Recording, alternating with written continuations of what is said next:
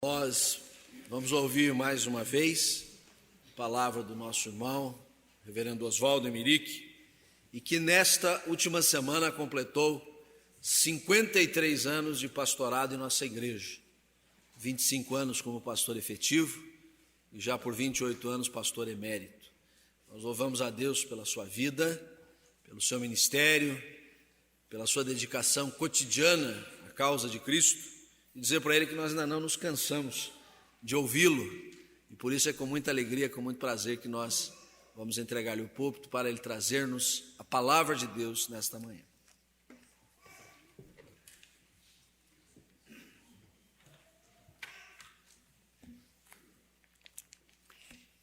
Privilégio incomparável. Em setembro de 48, pela primeira vez, neste púlpito eu abri a palavra de Deus e transmiti uma mensagem. E naquele tempo ainda cheio de vida, jovem, com os filhos pequenos, conhecendo só alegrias, esperanças, bênçãos extraordinárias, eu preguei sobre as cruzes de nossa vida. E aquela mensagem despertou um interesse muito grande na igreja, estabeleceu-se até um pequeno namoro entre o pastor mineiro e esta querida igreja curitibana. E foi assim que, em 1950, é que tive o privilégio de assumir o pastorado da igreja, numa situação muito difícil, uma igreja que trazia sofrimentos de longos anos, jamais imaginando que teria o privilégio de, a esta altura, depois de 53 anos, estar neste mesmo púlpito, neste mesmo templo, com esta mesma palavra, mesmo entusiasmo, mesma paixão, anunciar a palavra de Deus. E ela quem vai falar? Mateus capítulo 17, começando a leitura no versículo 14.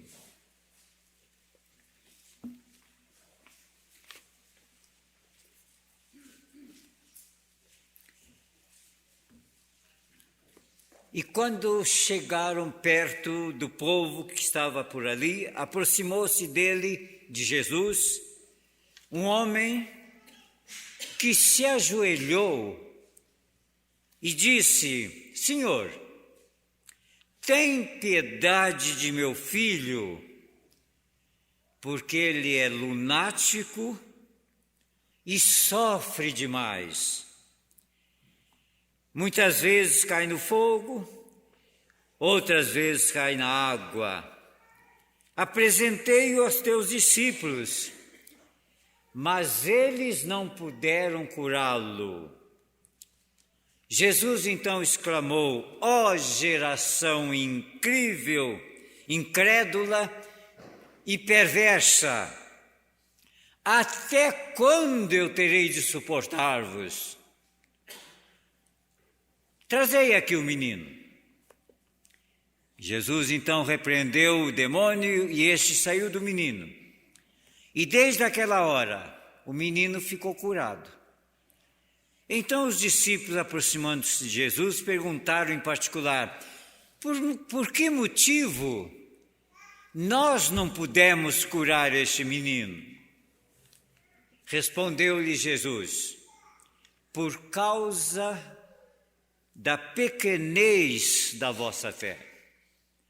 Pois é verdade, eu vos digo que se tiverdes fé como um grão de mostarda, direis a este monte: passa daqui para acolá, e ele passará. Nada vos será impossível. Mas este tipo de doença, enfermidade, não pode ser curado senão pela oração e jejum. Paradoxalmente, os meios de comunicação, num destes jornais de televisão, anunciavam outro dia um quadro tocante, belíssimo, sugestivo.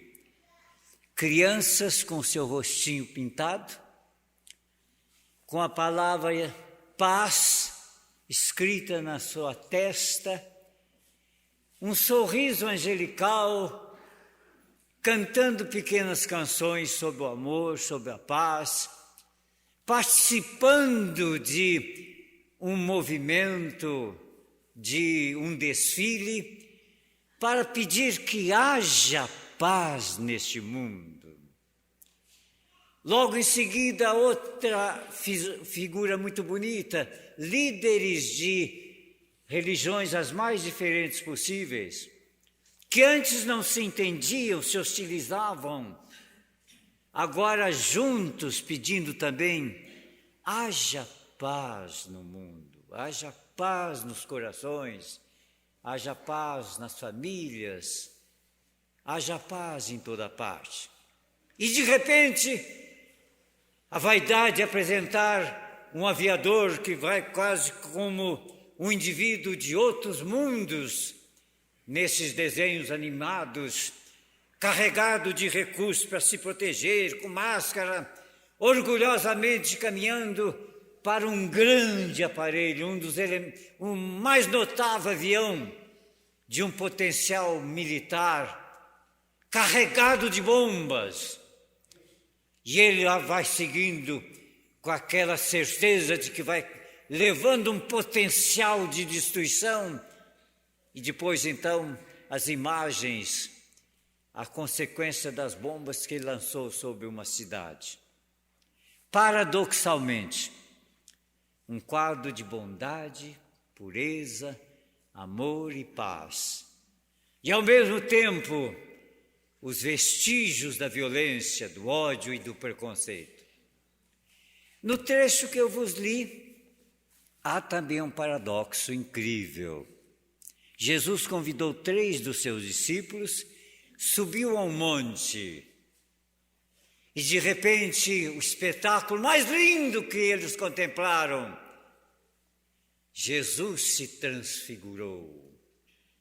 Ele que era tão lindo na beleza da sua bondade, seu amor, da sua pureza, tornou-se como uma luz do sol, tão lindo, tão claro, que numa das descrições dos evangelhos diz que era tão alvo que ninguém poderia lavar umas vestes para se tornarem tão brancas com aquela beleza que ele aparecia. E ainda mais, e surgiram Moisés e Elias. É a certeza de que a vida não termina no aqui e agora. O Espírito sobrevive. E então esses símbolos da lei, dos profetas, que prenunciaram a vinda de Cristo, ali surgiram. E o espetáculo era tão impressionante que Pedro, impulsivo como sempre, diz a Jesus, vamos fazer 3 tendas aqui, uma para Elias, outra para Moisés, outra para ti. Interessante, não pensaram neles. E vamos ficar, é tão lindo, maravilhoso, estar nesse monte da transfiguração. Mas Jesus disse, não, vamos descer. Há uma missão a cumprir.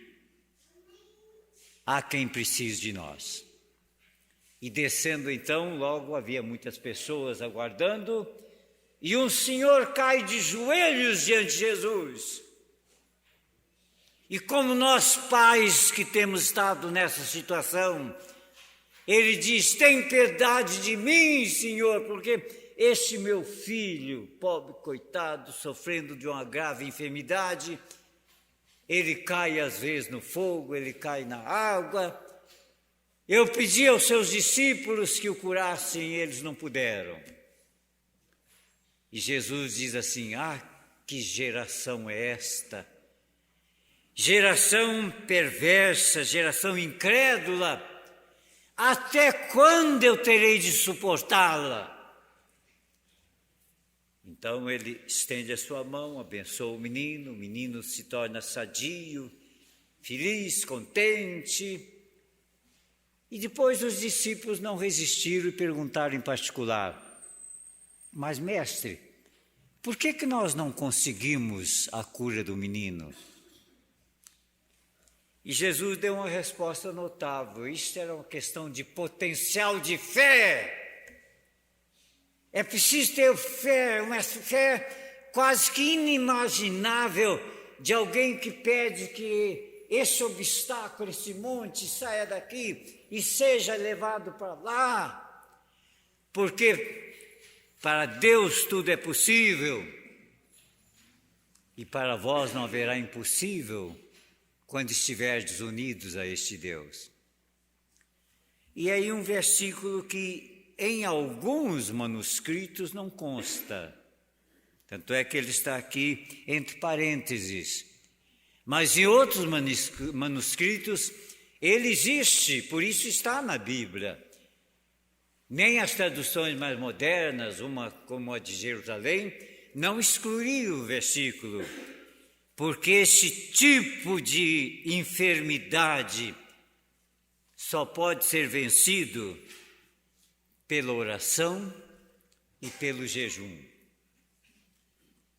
E é por isso então que nós estamos neste dia praticando o jejum e buscando através da oração uma bênção especial de Deus. Estamos desejando paz. Haja paz em nossos corações, haja paz na família, haja paz na sociedade, haja paz no nosso país, haja paz no mundo. E por isso eu achei que esta mensagem de Jesus seria muito importante.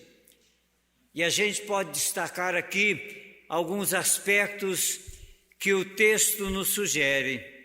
O primeiro deles é que realmente há dificuldades, há problemas muito sérios. Todos nós estamos ficando apavorados diante de alguns desses quadros chocantes da vida, tão pertinho da gente, sem poder imaginar o que está acontecendo no mundo todo. Há quadros de violência.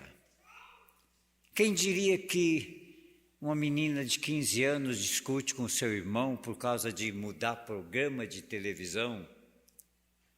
E depois o rapazinho adormece e ela apanha um punhal, uma faca e tira a vida do seu irmão assim friamente. Uma outra menina tira a vida da sua mãe também. Meninos, por causa de um roubo, fazem o uso de uma arma e, sem saber quem é a pessoa a que estão ferindo, matam impiedosamente por causa de uma bolsa onde estão alguns trocados, quem sabe, um recurso material.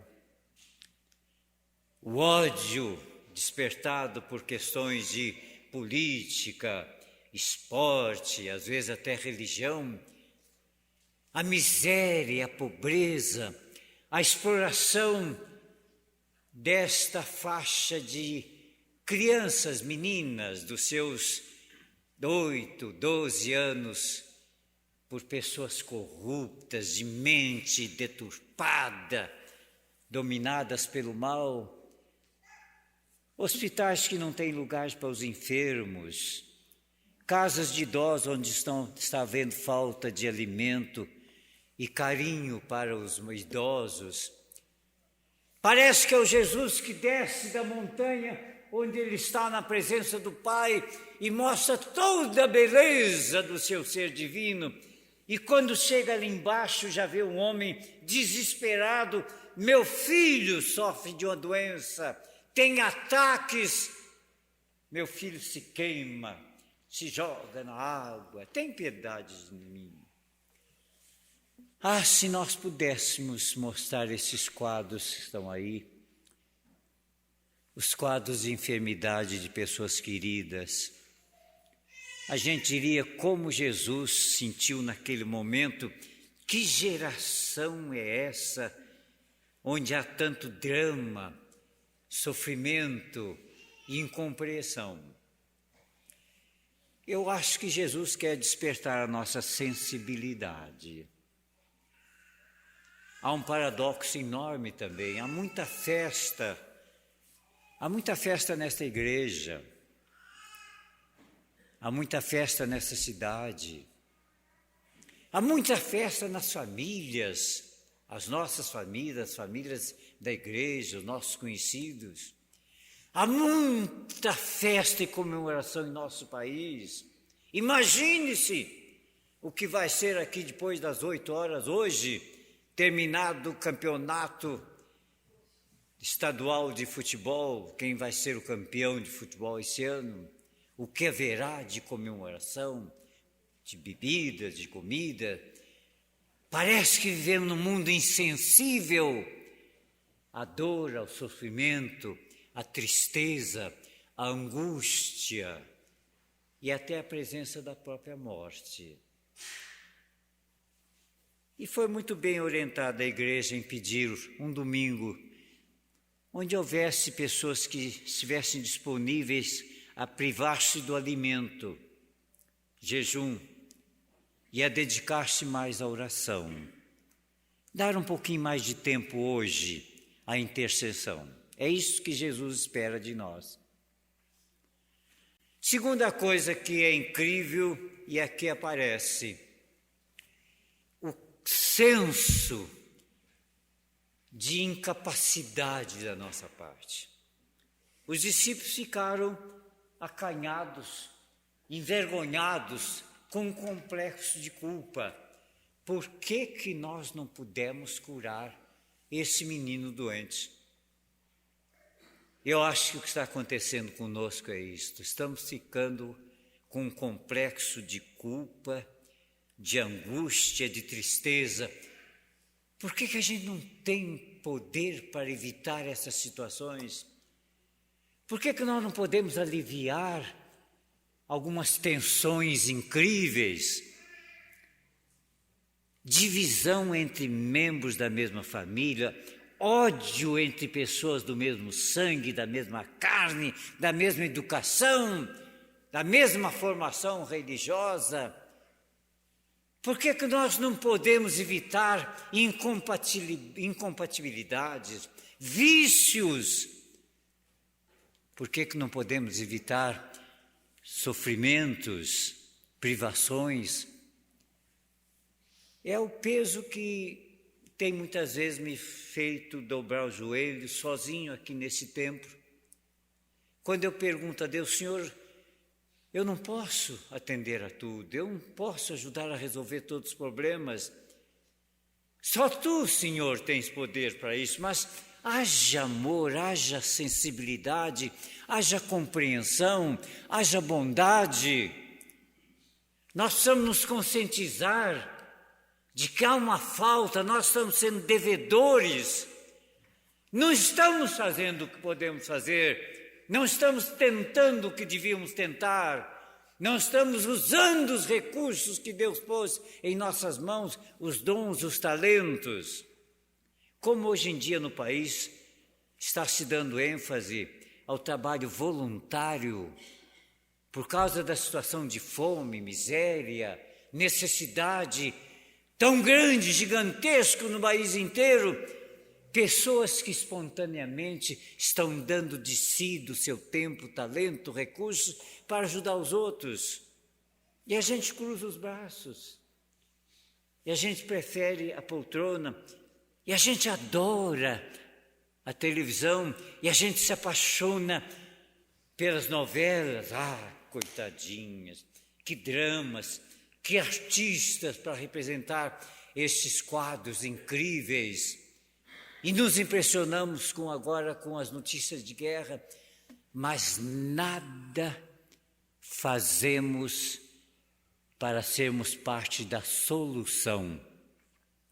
Pelo contrário, muitos estão sendo uma parte agravante do problema. Muitos estão tornando a situação pior. Muitos estão pondo obstáculos. Muitos estão sendo um mau exemplo para os outros. O problema da corrupção dos jovens, dos adolescentes. Alguns exemplos são péssimos. Algumas atitudes dos mais velhos são insuportáveis. Foi isso que os discípulos sentiram. Complexo de culpa, de impossibilidade, de incapacidade. Por que nós não podemos, Senhor? Está faltando alguma coisa em nós? E Jesus, então, dá a resposta. Pela fé nós fazemos milagres. Pela fé o poder de Deus vem até a gente, capacita e dá a ideia e abre os olhos, e abre o coração, e abre as mãos, e nos dá capacidade de sermos instrumentos na mão de Deus para fazer alguma coisa em benefício dos outros. E então o nosso desejo é esse, é nos pormos de joelhos e pedir, Senhor, aumenta a nossa fé, Senhor. Não deixe que essa frieza da alma, não deixe que essa intolerância, não deixe, Senhor, que essa indiferença prejudique a minha vida e me torne inútil quando há tanta coisa a fazer em benefício do próximo. Finalmente, então, meus irmãos, Jesus dá uma resposta notável. Há recursos disponíveis. E 2 desses recursos são extraordinários: jejum e oração. Naturalmente que os tempos antigos, nas diversas religiões e em Israel, o jejum era muito usado, era uma forma constante de prática de religião. Havia circunstâncias em que a pessoa com um problema muito sério tirava suas vestes, vestia-se de saco, punha cinza na cabeça e jejuava. Era símbolo de humilhação. O jejum é quase que um sinal assim de penitência de alma. É uma compunção interna, é um desejo de dizer, Senhor, eu sinto, é um punhal que atinge a minha alma, eu estou ferido no fundo do coração, tem piedade de mim, Senhor. Às vezes o problema era nacional, era grande, então o povo todo jejuava. Lá em Nínive, quando Jonas anunciou que haveria uma punição pelo pecado deles, eles todos começam a vestir-se saco, pôr cinza na cabeça e jejuar. É uma hora que tem que sentir por todos solidariedade. Nós somos um corpo, nós somos parte de outras vidas. Jejum tinha essa missão muito importante. Jesus praticou o jejum, não porque ele precisasse de perdão, arrependimento, mas porque ele queria ter aquela comunhão perfeita, livre com Deus que é amor. Ele queria ser aquela expressão maravilhosa, linda do amor de Deus. Então o jejum era uma disciplina espiritual. Lamentavelmente nós fomos educados sem a prática do jejum. Eu sou um autêntico puritano, até exagerado, porque a educação puritana era muito rigorosa. Mas não se ensinava naquele tempo a prática do jejum, dificilmente.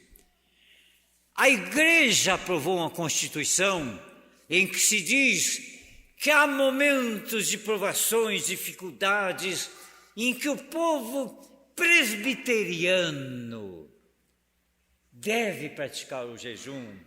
É uma busca do fundo da alma, é um desejo enorme de alcançar alguma coisa que tem que ser urgentemente solucionada. O jejum é uma bênção. E é engraçado que eu, que desde menino nunca ouvi falar no jejum praticado nas nossas igrejas, fui pastor tantos anos, nunca convoquei a igreja para o jejum, porque a igreja não estava acostumada. Agora, aos 85 anos, levantei hoje com aquela disposição, eu que gosto de ter uma primeira refeiçãozinha reforçada, tradiçãozinha dos mingaus, do pão com pão de queijo, com manteiga, com mel. Hoje eu disse: Senhor, eu estou praticando o jejum. E fiquei admirado, passei pela mesa diversas vezes, não sentia vontade mínima de alimento, mas comecei a sentir no coração uma alegria tão grande. Senhor, eu estou tendo mais união, solidariedade com os que sofrem. Alguma coisinha tão mínima que eu estou fazendo, uma privação, mas está me trazendo muita felicidade. Experimentem, a sugestão foi da igreja, que coisa boa. E o poder da oração? Ah, que maravilha! Eu sempre lembro o poder da energia elétrica. Tantas vezes entro no templo, não tem uma luz acesa, não tem um alto-falante, não tem um órgão, nada dependendo da eletricidade, está tudo em silêncio. E quando num culto a gente vê, está tudo refulgindo de luz, de som, atrás das lâmpadas, atrás do órgão, atrás de todo o recurso, existe um potencial, é energia elétrica. Basta ligar e a força e o poder surgem. A oração é isso. Levanta as antenas da tua alma. Dobra os teus joelhos, entra no teu quarto, entra em sintonia com esse potencial de amor, com esse Cristo maravilhoso. Ele disse: é possível. Para aquele que crê, tudo é possível. Que bom que hoje nós estamos jejuando, orando, porque o objetivo é esse, pedir pela paz. Olha, eu fechei a Bíblia, desculpe, e havia 2 trechos da Bíblia que eu queria ler com vocês. Primeiro deles é que o jejum mais importante não é o deixar de alimentar-se, não é vestir-se de saco. Vejam Isaías, capítulo 58. Muito fácil achar o Isaías aí, depois dos Salmos, Provérbios, o Isaías 58, versículo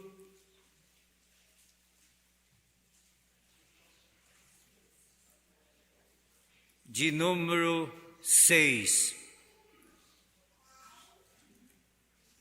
Este é o jejum que eu escolhi, do qual eu gosto.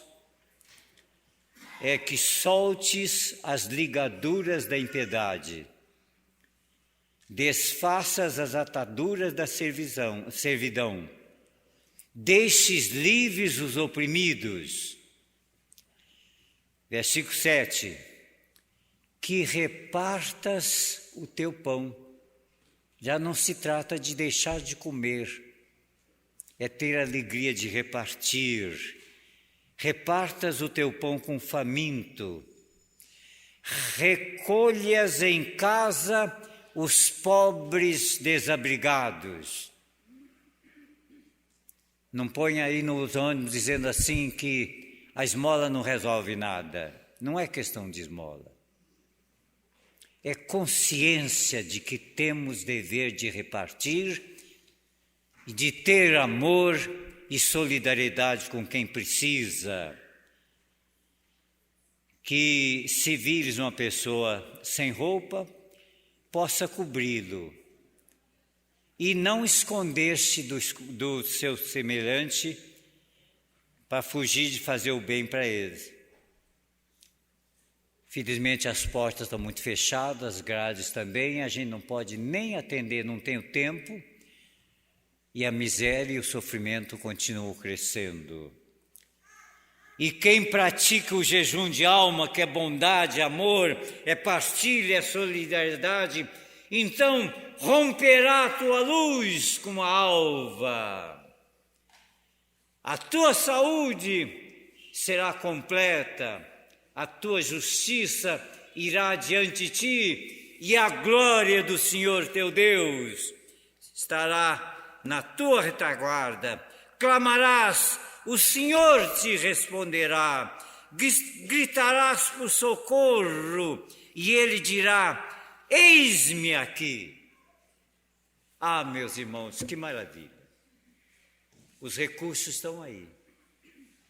Jejum, oração, prática, vivência desse evangelho. E então o coral vem e canta a mensagem, que é um desafio. Vocês estão pedindo paz para o mundo, estão pedindo paz para o Brasil, pedindo paz para os outros. Lembre-se que o mais importante é que a paz tem que começar em ti, que haja paz a começar. Começar por quê? Ai, que bom. Não só nelas não, viu? Que haja paz a começar em você, neste momento, nesta hora. Amém.